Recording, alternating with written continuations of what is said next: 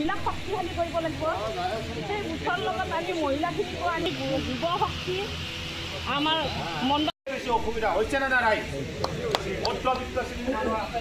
না উৎপাদ না ইস্পাত না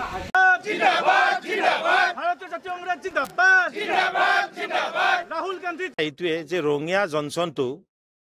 চৰকাৰে দিয়া জনসন নহয় যদিও চৰকাৰে দিছে কাৰণ ৰঙিয়া মানুহৰ বহু আন্দোলন বহু আবেগ সেই আবেগ তাত জড়িত আছে বহু আন্দোলনৰ ফলত ৰঙিয়া জনসনটো হৈছে আজি আপোনালোকে দেখা পাইছে যে সমগ্ৰ অসমতে গৰু চোৰ কোন তাৰ পিছতে ৰঙিয়াৰ নামটো আহে ৰঙিয়া জনসনৰ নামটো আহে এইটো আমাৰ কাৰণে এটা লজ্জাজনক বাৰে বাৰে যেতিয়া ওলাই আহিছে এই কথাটো আজি দিনৰ ভাগতো আমি কৈছো যে জয়ন্ত মল্ল বৰুৱাই বাকী ৰাইজৰ ওচৰত আৰু ইয়াক উচিত প্ৰতিবেদন তদন্ত নহয় এইটো আমাৰ চিবিআৰ জৰিয়তে এই যে গোধন গো মাতা বুলি তেওঁলোকে কয় সেই গৌ মাতাক আজি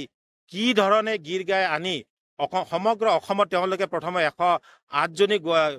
গীৰ গাই আনিছিলে তাৰ পিছত আনিলে 300জনী টোটেল ইয়াতে দুটা নতুন পোৱালি হ'ল টোটেল 410জনী গীৰ গাই আমাৰ সমাজত দেখাই আছে ৰাইজৰ আগত দেখাই আছে 300 গৰাকী আমি কৈছো যে 300 গৰাকী নহয় 410টা গৰু গীৰ গাই আমাৰ মাজত আহিছিলে আৰু যদি ইনফ্ৰাষ্ট্ৰাকচাৰে আমাৰ নাছিলে তেতিয়াহ'লে ইমান গৰু আনিব লাগে কি আছিল লাহে লাহে আনক ইনফ্ৰাষ্ট্ৰাকচাৰ বঢ়াওক একেলগে পইচা থাকিল বুলি চৰকাৰৰ ধনৰ অপব্যৱহাৰ কৰি তাৰ পিছত গীৰ গাই গৰুখিনিৰ খাদ্যৰ অভাৱৰ বেমাৰ হৈছে আৰু যিটো ৰঙিয়া ৰেল ষ্টেচনত তাত গৰুৰ নামাব পৰা কোনো প্ৰভিজন নাই তাত এনিমেল কোনো এনেকুৱা যে নামাব তাত কোনো প্ৰভিজন নাই তেতিয়া যিখিনি গৰু নমোৱা হৈছিলে গীৰ গাইখিনি নমোৱা হৈছিলে তেতিয়া নিশ্চয়কৈ ভৰিত দুখ পাইছে বা গাত দুখ পাইছে আৰু সেই দুখ পোৱাৰ ফলতে আমাৰ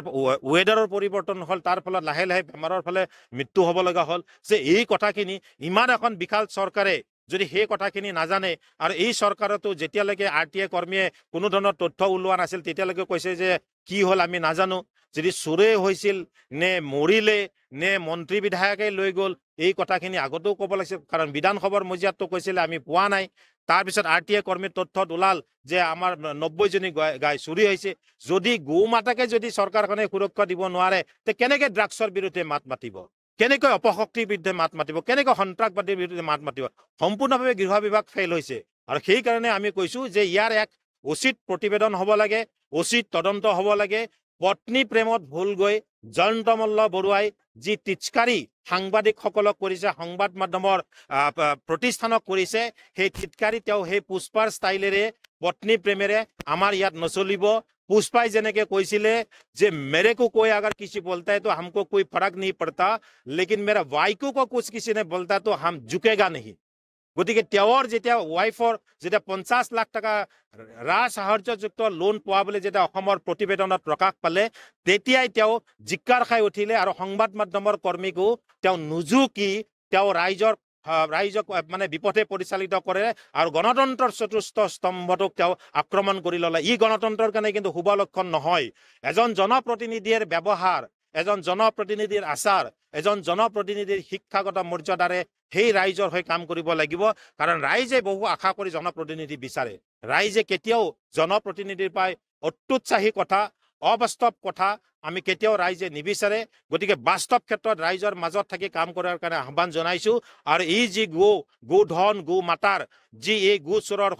গোচৰৰ লগত যি জড়িত আছে তাৰ এক উচিত তদন্ত হওক সেই প্ৰতিবেদনৰ ভিত্তিত যেতিয়ালৈকে সেই প্ৰতিবেদন নহয় তেতিয়ালৈকে জয়ন্ত মল্ল বৰুৱাই পদত্যাগ কৰক